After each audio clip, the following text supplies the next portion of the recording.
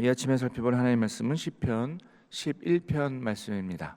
시편 11편 1절에서 7절까지 말씀 함께 읽고 살펴보도록 하겠습니다. 구약성경 시편 11편 1절부터 7절인데요. 좀 분량은 되지만 우리 한 목소리로 함께 읽도록 하겠습니다. 시작. 내가 여호와께 피하였거늘 너희가 내 영혼에게 새같이 내 산으로 도망하라 함은 어찌함인가. 악인이 활을 당기고 화살을 시위에 먹이며 마음이 바른 자를 어두운 데서 쏘려 하는도다. 터가 무너지면 의인이 무엇을 하랴. 여호와께서는 그의 성전에 계시고 여호와의 보좌는 하늘에 있으며 그의 눈이 인생을 통촉하시고 그의 안목이 그들을 감찰하시도다. 여호와는 의인을 감찰하시고 악인과 폭력을 좋아하는 자를 마음에 미워하시도다. 악인에게 그물을 던지시리니 불과 유황과 태우는 바람이 그들의 잔에 소득이 되리로다. 여호와는 의로우사 의로운 일을 좋아하시나니 정직한 자는 그의 얼굴을 배우리로다. 아멘. 우리가 매일의 삶을 사는 동안 우리는 다른 사람들과 어울려서 함께 호흡하며 살아갑니다. 그렇게 함께 우리가 대화하고 또 살아가면서 우리는 각자가 경험한 다양한 어떤 상황들에 대한 이야기를 나누고 또 그 상황들에 대한 서로 다른 의견이나 또 조언을 듣게 됩니다. 이런 과정은 참 중요하고 또 소중합니다. 우리가 이 어렵고 또 복잡한 우리가 다 경험할 수 없는 삶의 문제들을 바라보면서 그 인생을 잘 살아낼 수 있는 좋은 통로가 지혜의 통로가 되기도 하죠. 단순히 신앙적인 만남만이 중요하다는 뜻이 아닙니다. 우리는 다른 사람들과의 인격적인 만남을 통해서 또 그들과의 대화를 통해서 힘과 또 도움을 얻고 지혜를 얻으며 살아갑니다.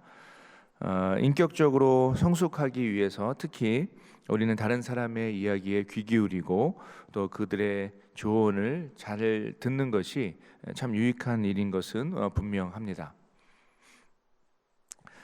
그런데 이 중요하고 유익이 되는 과정이 때로는 항상 옳은 길로만 안내하는 것 같지는 않습니다. 다시 말해 다른 사람의 조언을 듣고 그것을 따라야 할 때가 많지만 그러나 때로는 고집스러울 정도로 다른 사람의 조언을 거절해야 할 때도 있다는 것입니다. 특별히 하나님 백성으로서 그리스도인으로서 우리가 이 믿음의 길을 걸어가는 동안 우리는 중간중간 우리의 삶의 방식과 하나님 백성으로서의 삶의 방식과 이 세상의 지혜가 충돌하는 지점을 만나게 됩니다.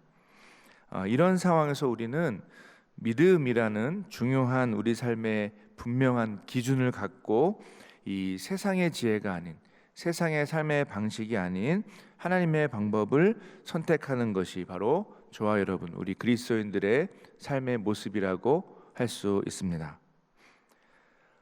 오늘 시편 11편은 어쩌면 바로 이런 상황을 우리에게 보여주고 있습니다. 과연 우리는 이 세상을 살면서 세상이 우리에게 계속해서 알려주는 삶의 지혜에 대해 어떻게 반응해야 할 것인가?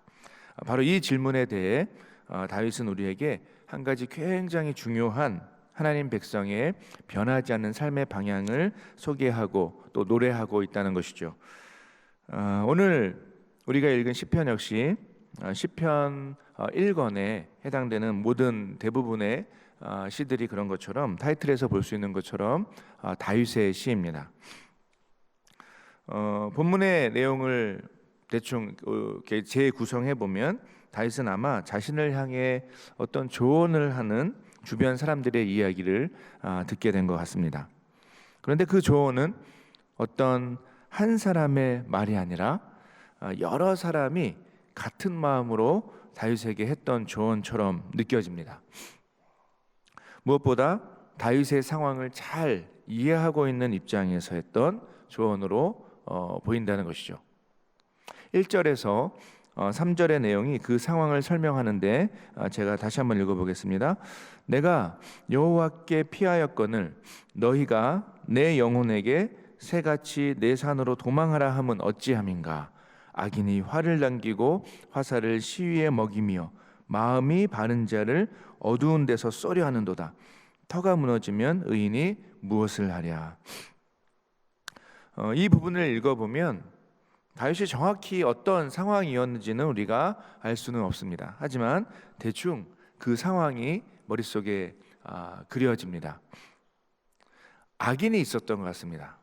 그리고 그 악인이 활을 당기고 화살을 시위에 먹입니다. 즉 누군가를 공격하려고 했다는 것이죠. 그런데 그 사람이 마음이 바른 자였다는 것입니다. 마음이 바른 자, 아마 다윗을 가리키는 것으로 보입니다.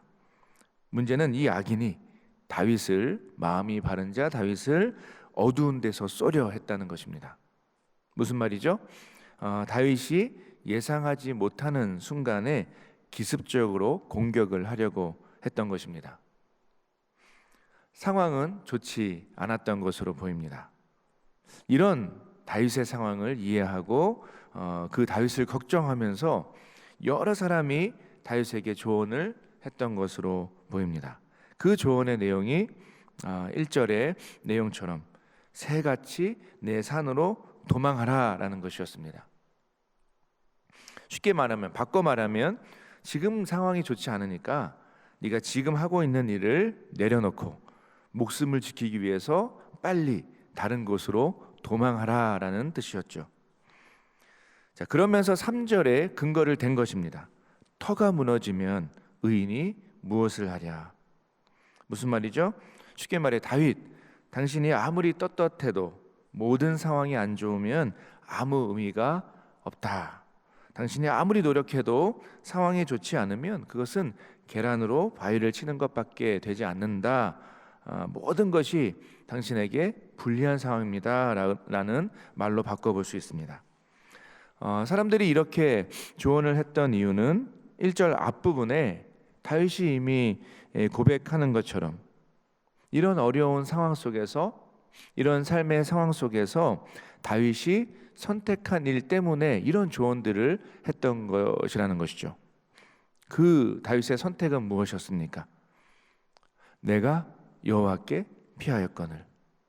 즉 다윗은 상황이 어렵지만, 그것도 잘 알고 있지만 그 상황을 외면하면서 자기 자리에서 도망한 것이 아니라 그 상황에 그대로 있으면서 여호와 하나님을 의지하고 있었다는 것입니다. 문제는 이런 다윗의 선택에 대해서, 그의 반응에 대해서 그의 주변에 있는 사람들이 그것은 어리석고 말이 안 되는 일이다라고 생각했던 것입니다. 혹은 그것은 합리적이지 못한, 지혜롭지 못한 선택이라고 사람들은 생각했던 것으로 보입니다. 하지만 다윗은 한 가지 분명한 확신이 있었습니다. 그것은 여호와 하나님은 상황을 뛰어넘어서 일하시는 하나님이시다. 그런 분이시다. 무엇보다 그분의 선하시고 또 공의로운 성품에 따라서 결국 그분의 백성을 지키시고 또 보호하신다는 확신이 바로 다윗의 인생 가운데 경험되었고, 결국 그의 삶에, 그의 마음에 새겨진 그의 인생 전체의 결론이었던 것입니다. 4절에서 6절을 보시면 그 여호와 하나님에 대한 다윗의 확신이 무엇이었는지가 분명하게 고백되는데요. 제가 읽어보겠습니다. 여호와께서는 그의 성전에 계시고 여호와의 보좌는 하늘에 있으며 그의 눈이 인생을 통촉하시고 그의 안목이 그들을 감찰하시도다. 여호와는 의인을 감찰하시고 악인과 폭력을 좋아하는 자를 마음에 미워하시도다. 악인에게 그물을 던지시리니 불과 유황과 태우는 바람이 그들의 잔에 소득이 되리로다. 요즘 이제 화요일부터 토요일까지 매일 우리 새벽 에는 이 시편들을 통해서 이렇게 묵상하고 있는데요. 그 내용들을 통해서 반복해서, 특히 요즘에 반복해서 확인하게 되는 하나님의 성품이 있습니다. 하나님의 캐릭터 무엇이었죠? 그것이 바로 하나님은 공의롭고 정의로운 분이시다. 그 성품을 따라서, 그 공의로움과 정의로움을 따라서 이 세상을 하나님께서 세밀하게 바라보시고 이 세상에 분명하게 개입하신다는 겁니다.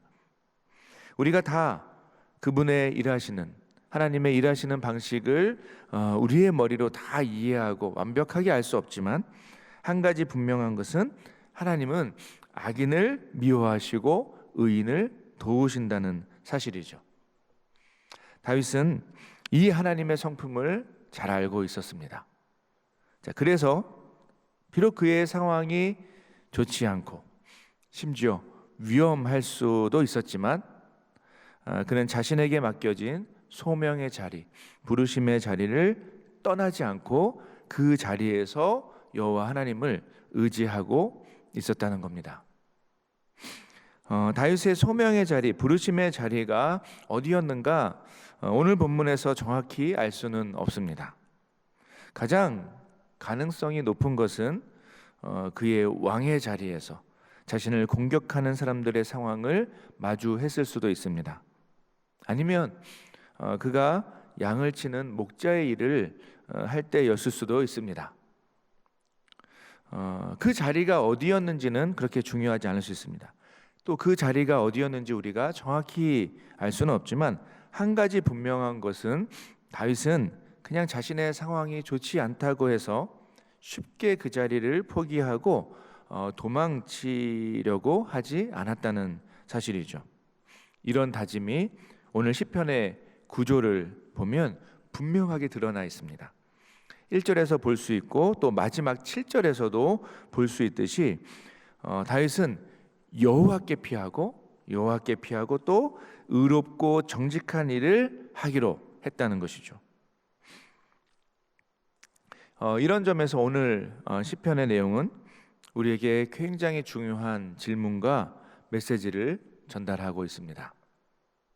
그것은 삶을 통해, 인생의 경험을 통해 여호와 하나님의 성품을 분명하게 알고 그 성품을 의지하는 사람은 그 믿음을 따라서 자기에게 주어진 삶의 공간, 부르심의 공간, 소명의 공간을 쉽게 포기하지 않는다는 것입니다.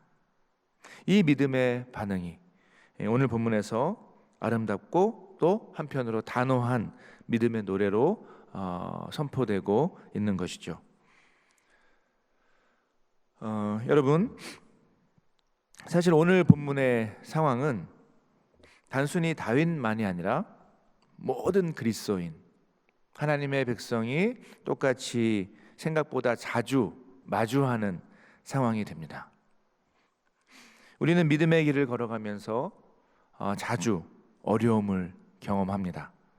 믿음으로 한번 살아보려고 애를 쓰면 쓸수록 우리는 더 자주 삶의 어려움을 경험하게 됩니다. 세상이 우리의 마음을 그렇게 인정하고 그렇게 우리의 마음 따라 움직여주지 않습니다.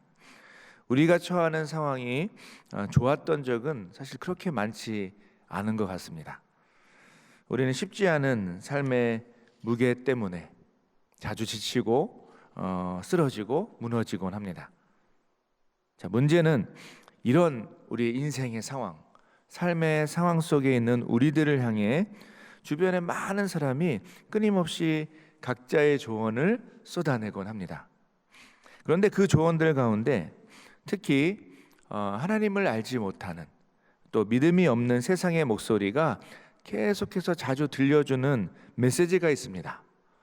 그것은 일단 우리의 소명의 자리를 잠시라도 떠나 있어서 어렵고 힘든 상황을 좀 피해봐라, 이 메시지죠. 무슨 말이죠?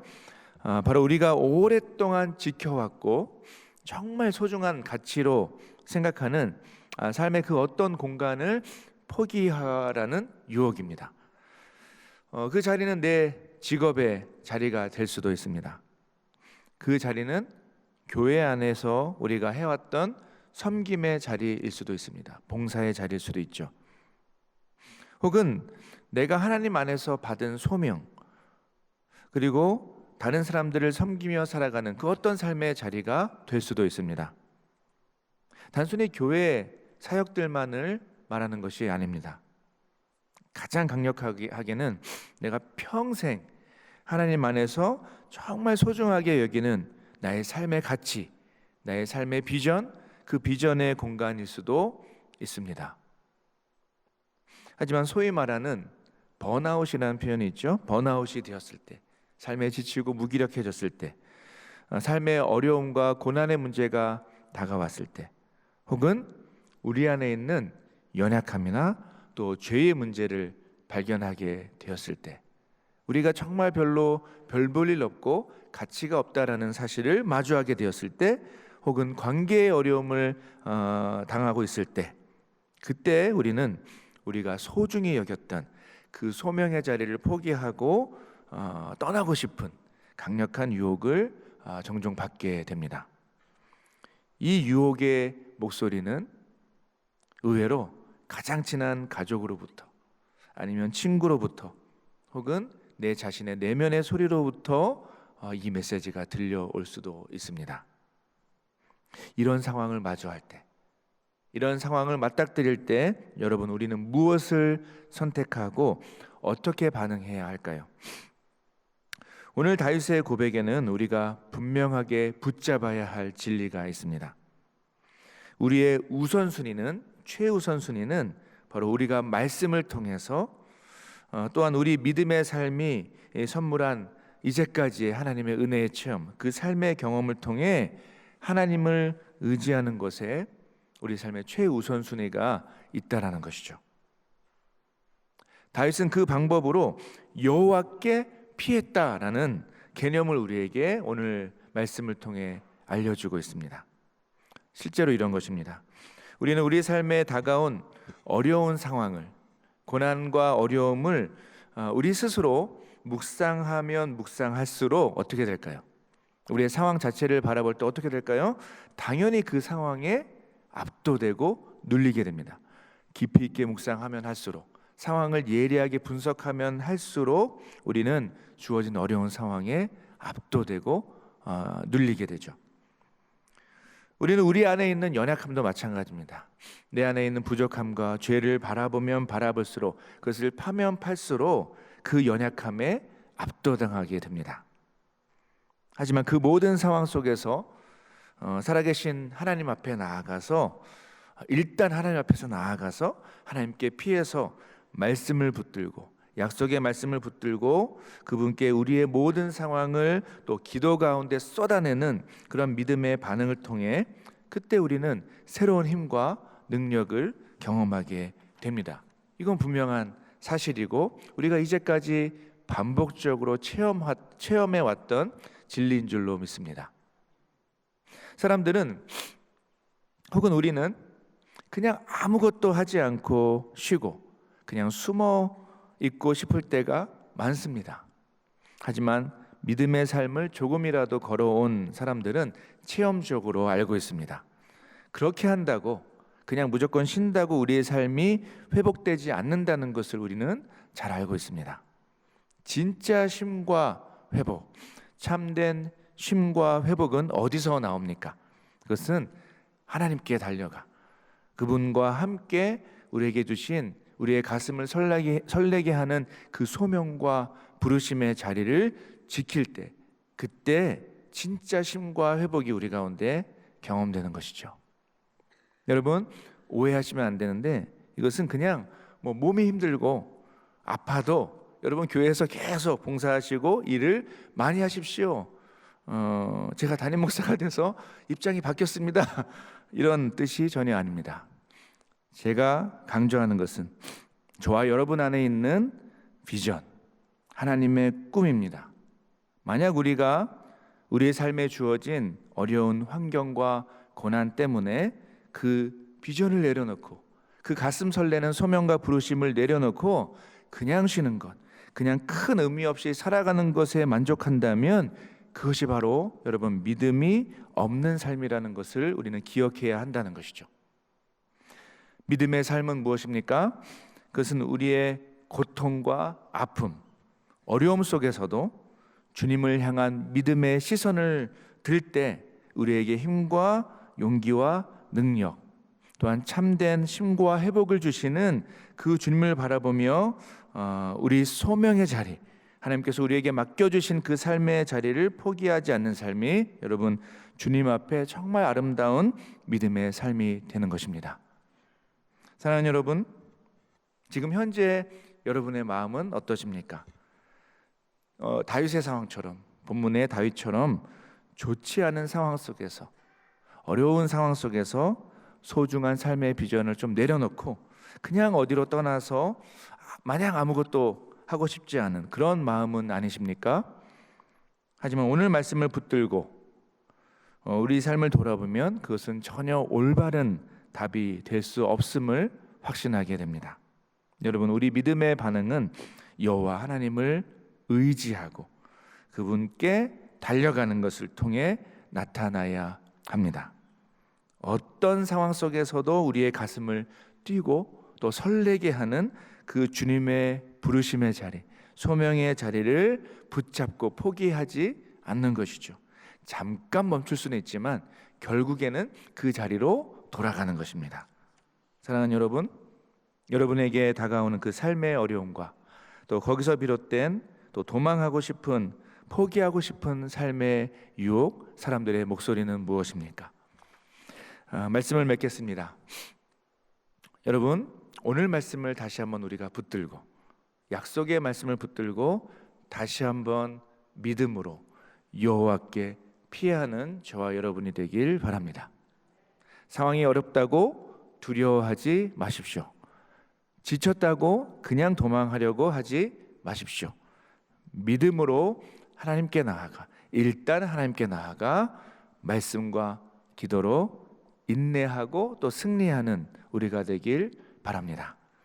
오늘 이 아침 이 기도의 자리가 그 놀라운 쉼과 회복, 진짜 쉼과 회복을 경험하는 자리가 되길 간절히 바라고 기도합니다.